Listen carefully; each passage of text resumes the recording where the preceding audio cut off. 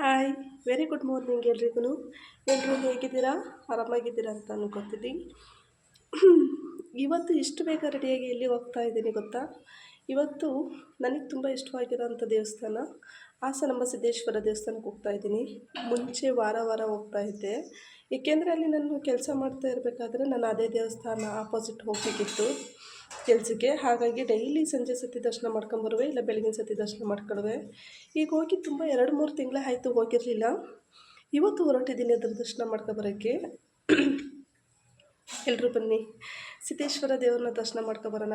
ನನ್ನ ಜೊತೆ ನಿಮಗೂ ಒಳ್ಳೆಯದಾಗಲಿ, ನೀವು ಕೇಳ್ಕೊಂಡಿರೋ ಅಂಥದ್ದು ಆಗಲಿ.